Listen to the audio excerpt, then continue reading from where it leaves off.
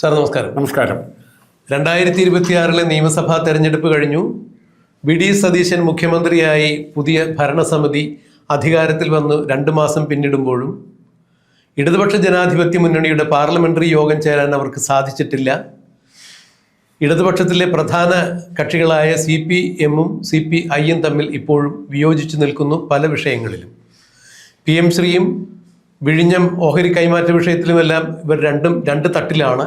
ഇതിലെല്ലാം ഉപരി പ്രതിപക്ഷ ഉപനേതൃസ്ഥാനത്തെ ചൊല്ലി CPI CPM പോര് പതിവില്ലാത്ത വിധം തെരുവിലേക്ക് വലിച്ചിഴക്കപ്പെടുന്നു.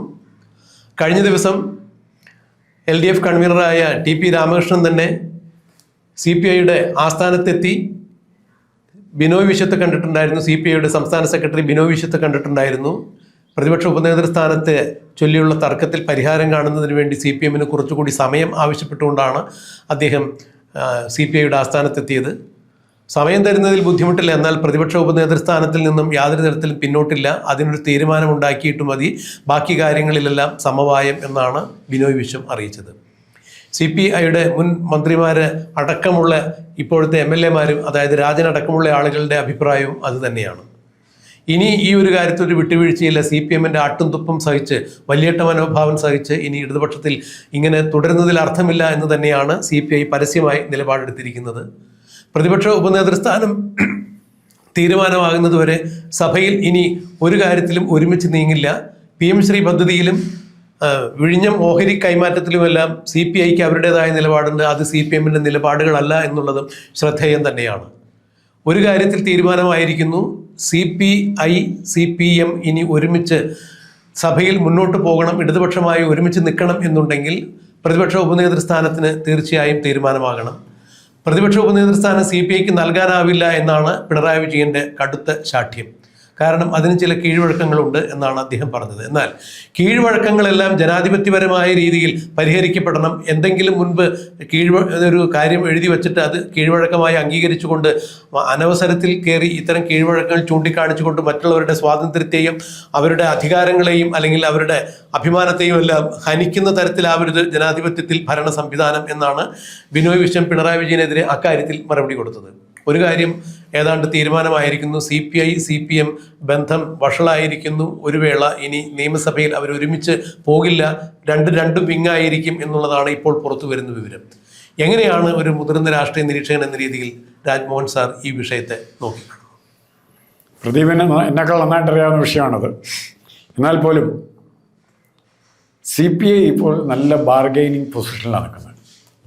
ഇവിടുത്തെ 7 MLA-മാരിലെ 5 MLA-മാരുടെ കാര്യവും പാർലമെൻ്ററി ഉപനേതാവിനേക്കാൾ കൂടുതലായിട്ട് CPM-ഉമായിട്ട് ബാർഗെയിൻ ചെയ്യാൻ അവർക്ക് പറ്റുന്ന നല്ല പൊസിഷനാണ് ഞാൻ പറഞ്ഞതിൻ്റെ കാരണം.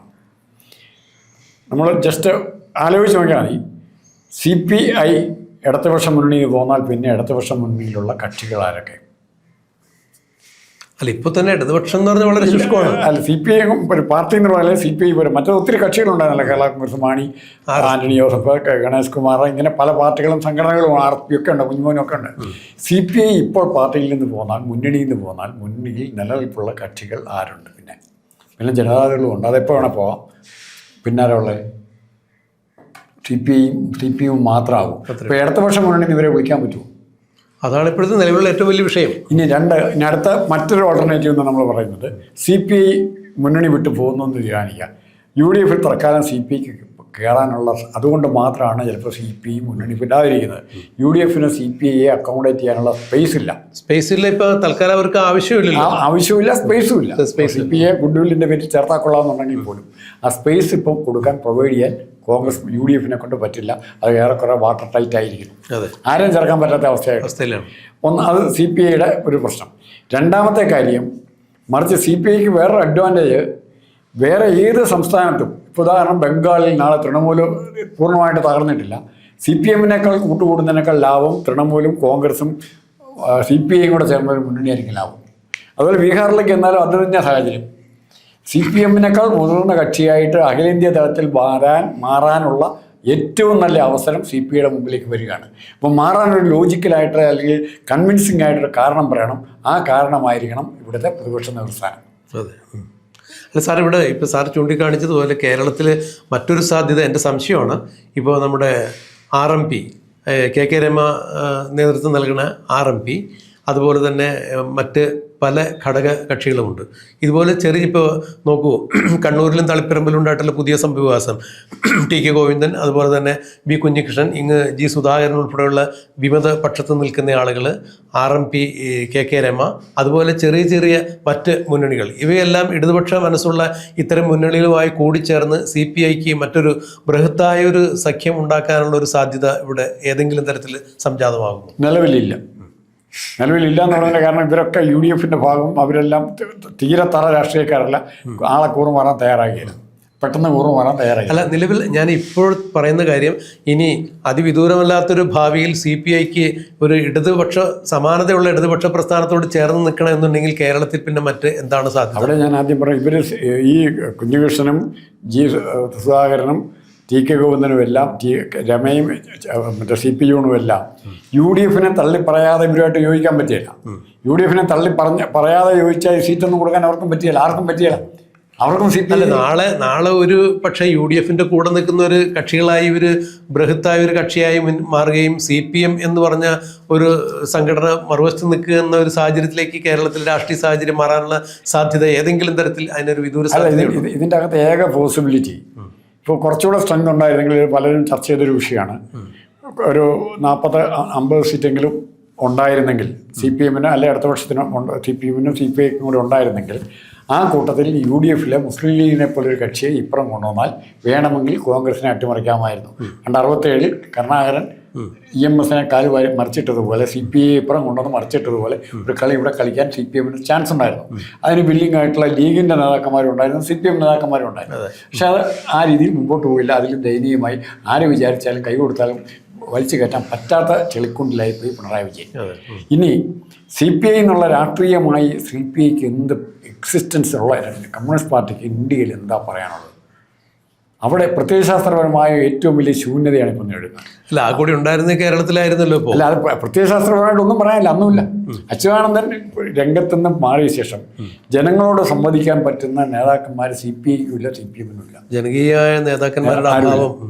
അപ്പോൾ ഈ ജനങ്ങളെ തിരിച്ചു പോയാൽ ഇടതുപക്ഷത്തോട് സ്വല്പമൊക്കെ മാനസികാഭിമുഖ്യം പുലർത്തിയ അണികളെ തിരിച്ചാകർഷിക്കാൻ പറ്റുന്ന ഒന്നുകിൽ പ്രത്യയശാസ്ത്രം വേണം, അല്ലെങ്കിൽ സംഘടനകൾ വേണം. ഇതൊന്നുമില്ലാത്ത അവസ്ഥയിൽ വെറും ശൂന്യതയിൽ നിൽക്കുകയാണ് ഇവർ. ഇവിടുന്ന് അവർക്ക് മുന്നോട്ട് പോകാൻ പറ്റില്ല. CPIക്ക് വേണമെങ്കിൽ അധികാരമൊന്നും വേണ്ട, സ്ഥാനമാനങ്ങൾ വേണ്ട എന്ന് പറഞ്ഞ് CPMൻ്റെ കൂടെ ഇപ്പോൾ നിൽക്കുന്ന പോലെ വേണം UDFായിട്ട് നേരത്തെ മുൻകൂട്ടി ചേരാം. അടുത്ത വർഷമായിട്ട് അതിൻ്റെ ഇലക്ഷൻ 2-3 സ്ഥലങ്ങളിൽ സംസ്ഥാനത്ത് ഇലക്ഷൻ വരുന്നുണ്ട്. അവിടെ കോൺഗ്രസുകളുടെ മുന്നണി സ്ട്രോങ് ആക്കാം. MAB നോക്കുന്നത് ആ സ്റ്റാൻസ് കോൺഗ്രസുമായിട്ട് കൂടുതൽ എടുക്കാനുള്ള മാർഗമായിരിക്കും MAB നോക്കുന്നത്. കേരളം പൊക്കോട്ടെ, അഖിലേന്ത്യാ തലത്തിൽ ഒരു നല്ല മുന്നണി സംവിധാനത്തിന് വേണ്ടി MAB ശ്രമിക്കും. അല്ല, ഇവിടെ CPI സംബന്ധിച്ചിടത്തോളം അക്ഷരാർത്ഥത്തിൽ ഈ തെരഞ്ഞെടുപ്പോടുകൂടി അവർക്കും വലിയൊരു തിരിച്ചടി എന്ന് പറഞ്ഞാൽ നടുവൊടിയുന്ന തിരിച്ചടിയാണ് കിട്ടിയിരിക്കുന്നത്. അവിടെയും അവർക്ക് പേരിനെങ്കിലും പിടിച്ചു നിൽക്കാൻ പറ്റിയതെന്ന് പറയുമ്പോൾ ഈ CPMൻ്റെ ഒരു 13 മന്ത്രിമാർ തോറ്റ സ്ഥലത്ത് CPIയുടെ ചിഞ്ചുറാണി ഒഴികെ ബാക്കി എല്ലാവരും തിരഞ്ഞെടുക്കപ്പെട്ടു എന്നുള്ളതും അവർക്ക് എടുത്തു പറയേണ്ട കാര്യം തന്നെയാണ്. അപ്പോൾ താരതമ്യേന ജനകീയ സ്വീകാര്യത നോക്കുമ്പോൾ CPMനേക്കാൾ CPIക്ക് അത് ഒരു പടി മുന്നിൽ അവർക്ക് നിർത്തി സംസാരിക്കാൻ കഴിയും. പക്ഷേ ഈ തെരഞ്ഞെടുപ്പിലെ ആ ഒരു ജാള്യത അവരെ വല്ലാതെ അലട്ടുന്നുണ്ട്. ഒരുപക്ഷെ അതിനുവേണ്ടി കൂടി തന്നെയായിരിക്കും അവർ ഈ പ്രതിപക്ഷ ഉപനേതൃസ്ഥാനം കിട്ടിയേ പറ്റൂ എന്നുള്ളത് അവർ ഉറച്ചു നിൽക്കുന്നത്. മാത്രമല്ല, ഇനിയും ഇതുപോലെ നേരത്തെ നമ്മൾ സൂചിപ്പിച്ചതുപോലെ പിണറായി വിജയൻ്റെയും CPMൻ്റെയും ആട്ടും തുപ്പും കണ്ട് ഇനി ഇവിടെ ഇങ്ങനെ നിലനിൽക്കേണ്ടതില്ല എന്ന് അവരുടെ അണികൾക്കിടയിൽ ഒരു സംസാരമുണ്ട്. തന്നെയുമല്ല, ഇപ്പോൾ വെളിയം ഭാർഗവനെ പോലെ ചന്ദ്രപ്പനെ പോലെ ചങ്കുറപ്പുള്ള നേതാക്കന്മാരുടെ അഭാവം CPIക്ക് ഇപ്പോൾ ഇല്ല. അതുകൊണ്ട് തന്നെ ബിനോയ് വിശ്വത്തിൻ്റെ ഈ അങ്ങോട്ടോ ഇങ്ങോട്ടോ എന്നുള്ള നിലപാടുകളില്ലാത്ത അവസ്ഥയെ പലപ്പോഴും CPIയുടെ അകത്തുനിന്ന് തന്നെ ചോദ്യം ചെയ്യപ്പെട്ടിട്ടുണ്ട്. അതുകൊണ്ട് തന്നെ ഈ ഒരു വിഷയത്തിൽ, അതായത് ഈ പ്രതിപക്ഷ ഉപനേതൃ സ്ഥാനം കിട്ടിയേ പറ്റൂ എന്നുള്ള കാര്യത്തിൽ ബിനോയ് വിശ്വം പിടിമുറുക്കിയിരിക്കുന്നു. PM ശ്രീ പദ്ധതിയുമായി ബന്ധപ്പെട്ട് പിണറായി വിജയനെ വരച്ച വരയിൽ നിർത്തിയതാണ് ഈ അടുത്ത കാലത്ത്, അതായത് CPMൻ്റെ ഈ കഴിഞ്ഞ കാല കുറച്ച് ചരിത്രം പരിശോധിക്കുമ്പോൾ ഉണ്ടായ ഒരു രാഷ്ട്രീയ നീക്കത്തിൽ പ്രഥമ നീക്കം അല്ലെങ്കിൽ പ്രധാനപ്പെട്ട നീക്കം അത് തന്നെയാണ് എന്ന് മനസ്സിലാക്കാൻ സാധിക്കും. പിണറായി വിജയൻ ആ ഒരു വിഷയത്തിൽ CPIയുടെ മുന്നിൽ മുട്ടുമടക്കുന്ന കാഴ്ച. CPM ഒപ്പിടുകയും ചെയ്തു, ഒപ്പിടിയാലെന്ന് ഇവരോട് പറയാനും പറ്റി, അത് മാറ്റാനും പോകാമെന്ന് പറയാൻ പറ്റും. ആ രണ്ടുപേരും ഒന്നും നടന്നിട്ടില്ല. മാത്രമല്ല പദ്ധതി ഇനി ക്യാൻസൽ ചെയ്യാൻ പറ്റില്ല എന്നുള്ളതാണ് നമ്മൾ മനസ്സിലാക്കുന്നത്. ഒരിക്കലും ഒപ്പിട്ട് കഴിഞ്ഞാൽ പിന്നെ അത് മരവിപ്പിക്കാനോ അല്ല എന്നുണ്ടെങ്കിൽ അത് വേണ്ട എന്ന് വയ്ക്കാനോ പറ്റില്ല എന്നുള്ളതാണ് അതിന്റെ നോംസ് ആൻഡ് കണ്ടീഷൻസ് പറയുന്നത്. അതെ, അപ്പൊ തീർച്ചയായും കളിപ്പീര് പറ്റി CPIക്ക് എന്നുള്ളത് അവർ മനസ്സിലാക്കുന്നു. അപ്പൊ ഇനി CPM കമാൻഡ് ചെയ്യുന്നത് പോലെ ഇടതുപക്ഷത്തിൽ ലെഫ്റ്റ് ആൻഡ് റൈറ്റ് കളിക്കാൻ ഞങ്ങളില്ല, ഞങ്ങൾ പറയുന്നത് കൂടി കേൾക്കണം, പ്രതിപക്ഷ ഉപനേതൃസ്ഥാനം കിട്ടിയില്ല എന്നുണ്ടെങ്കിൽ തീർച്ചയായും സഭയിൽ വേർതിരിഞ്ഞിരിക്കും എന്ന് പറഞ്ഞു. അതിന്റെ സീരിയസ്നെസ് മനസ്സിലാക്കിക്കൊണ്ട് തന്നെ ആ ഗൗരവ സ്വഭാവം കണക്കിലെടുത്തുകൊണ്ട് തന്നെയാണ് ഇത്രയും നാളം അജ്ഞാതവാസത്തിൽ പോയിരുന്ന LDFന്റെ കൺവീനറായ TP രാമകൃഷ്ണൻ പെട്ടെന്നൊരു സുപ്രഭാതത്തിൽ പ്രത്യക്ഷപ്പെട്ടത്. അങ്ങനെയാണ് അവർ CPIയുടെ ആസ്ഥാനത്ത് തന്നെ അദ്ദേഹം ചെന്ന് ബിനോയ് വിശ്വത്തെ സന്ദർശിച്ച് ഈ പ്രശ്നത്തിൽ അല്പം ലാഘവത്വം ഉണ്ടാക്കാൻ വേണ്ടി ശ്രമിച്ചത്. അപ്പോഴും ബിനോയ് വിശ്വത്തിന്റെ നിലപാടൊന്നു തന്നെയായിരുന്നു, ആവാം കുഴപ്പമില്ല, ആലോചനയൊക്കെ നടക്കട്ടെ, പക്ഷേ പ്രതിപക്ഷ ഉപനേതൃസ്ഥാനത്തിൽ തീരുമാനമായതിനു ശേഷം മാത്രം മതി നമ്മൾ സഭയിൽ ഇനി ഒരുമിച്ച് പോക്ക് എന്നുള്ള കാര്യം പറഞ്ഞു. കൂടാതെ ഞാൻ മനസ്സിലാക്കിയെടുത്തോളം പാർലമെന്ററി പാർട്ടി യോഗം CPM ചേരില്ല, അല്ലെങ്കിൽ ഇതിന് വിഷയത്തിൽ ഒരു തീരുമാനമാകാതെ ചെല്ലില്ല എന്ന് അറിഞ്ഞതോടുകൂടി CPM പാർലമെന്ററി പാർട്ടി യോഗം വിളിച്ചു എന്നുള്ളതാണ് മനസ്സിലാക്കാൻ കഴിയുന്നത്. എന്തായാലും അതീവ ഗുരുതര സ്ഥിതിയിൽ CPI പോര് മുറുകുന്നു. അല്ല, അതിലും പ്രധാനപ്പെട്ട CPIക്ക് തൃപ്തിപ്പെടുത്താനായിട്ട് കേൾക്കുമ്പോൾ നമുക്ക് തമാശയും ചിരിയും തോന്നും. ഒരു പ്രതിമ കൊടുത്തിട്ടുണ്ട്. പുന്നപ്ര വയലാറിൽ TV തോമസിന്റെ പ്രതിമയും കൂടെ വെക്കാൻ CPM സമ്മതിച്ചിരിക്കുന്നു. വർഷങ്ങളായിട്ട് തർക്ക വിഷയമായിട്ടിരുന്ന വേറെ ആരും പറ്റിയല്ല, CPM അംഗീകരിക്കുന്ന നേതാക്കളുടെ മാത്രമേ ഉള്ളൂ. അപ്പോൾ അച്യുതാനന്ദൻ്റെ വെക്കണം. അച്യുതാനന്ദൻ്റെ അതുപോലെ തന്നെ TV തോമസിൻ്റെ പ്രതിമയും കൂടെ പുന്നപ്ര വയലാറിൽ വെക്കാനായിട്ടുള്ള പുതിയ തീരുമാനം എടുത്തിട്ടുണ്ട്. ആ പ്രതിമ കൊണ്ട് CPI സാറ്റിസ്ഫൈഡ് ആവുമെങ്കിൽ ചിലപ്പോൾ പ്രശ്നങ്ങൾ തീർന്നു. അല്ല, അതെല്ലാം തീർച്ചയായും നല്ല കാര്യം തന്നെയാണ്. നമ്മുടെ പൂർവ്വകാല സമരനായകന്മാരെ അനുസ്മരിക്കുന്നതും അവർക്ക് ഉചിതമായ സ്മാരകം തീർക്കേണ്ടതൊക്കെ നല്ല കാര്യം തന്നെയാണ്. പക്ഷേ ഈ പ്രതിമകളിലോ അല്ലെങ്കിൽ സ്മാരക സ്തൂപങ്ങളിലോ യഥാർത്ഥ സ്മരണ നിൽക്കുന്നത്, അവരുടെ സ്മരണ യഥാർത്ഥത്തിൽ കൊണ്ടു നടക്കുന്ന, അവരുടെ സമരവീര്യം നെഞ്ചിലേറ്റുന്ന യഥാർത്ഥ കമ്മ്യൂണിസ്റ്റുകൾ തന്നെയാണ്. അതാണ് യഥാർത്ഥ സ്മാരകം. അതെന്ത് തന്നെയായാലും ഇപ്പോൾ TV തോമസിൻ്റെയും അച്യുതാനന്ദൻ്റെയും ഒക്കെ പ്രതിമകൾ സ്ഥാപിക്കപ്പെടുന്നത് നല്ല തന്നെയാണ്. കേരളം കണ്ട സമര നായകന്മാരിൽ പ്രധാനികൾ തന്നെയാണ് ഇവരെല്ലാവരും. അതുകൊണ്ട് അവർക്ക് ഉചിതമായ സ്മാരകം ഉണ്ടാകട്ടെ.